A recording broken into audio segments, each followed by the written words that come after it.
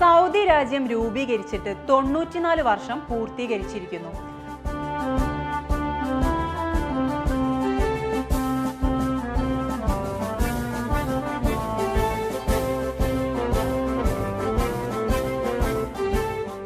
അതെ, സൗദിയുടെ മനോഹരവും അഭിമാനകരവുമായ 94 വർഷങ്ങളാണ് കഴിഞ്ഞുപോയത്.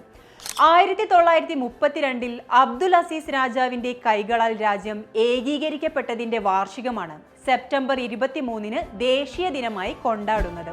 പൂർവികരുടെ ത്യാഗത്തെ സ്മരിക്കുകയും ഭരണകൂടവും ജനങ്ങളും തമ്മിലുള്ള യോജിപ്പിന്റെയും സ്നേഹത്തിന്റെയും വിശ്വസ്തതയുടെയും ആഴം ഉൾക്കൊള്ളുകയും ചെയ്യുന്ന ദിനം കൂടിയാണിത്.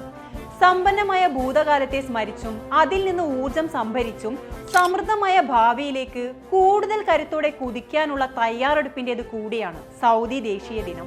അറേബ്യൻ ഉപഭൂഖണ്ഡത്തിലെ നാട്ടുരാജ്യങ്ങൾ 1927 തന്നെ തന്റെ അധീനതയിലായെങ്കിലും നജദ്, ഹിജാസ് എന്നീ 2 ഉപരാജ്യങ്ങളാക്കിയാണ് അബ്ദുൽ അസീസ് രാജാവ് ഭരണനിർവഹണം തുടർന്നത്.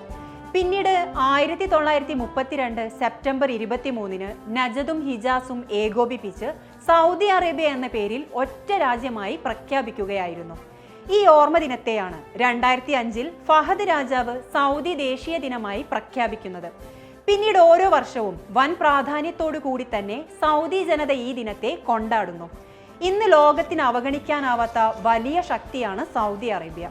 രാജ്യം 94ാം ദേശീയ ദിനം ആഘോഷിക്കുന്ന വേളയിൽ സൽമാൻ രാജാവിന്റെയും കിരീടാവകാശി അമീർ മുഹമ്മദ് ബിൻ സൽമാന്റെയും നേതൃത്വത്തിൽ വിവിധ മേഖലകളിൽ വലിയ പുരോഗതിക്ക് സാക്ഷ്യം വഹിച്ചുകൊണ്ടിരിക്കുകയാണ് സൗദി.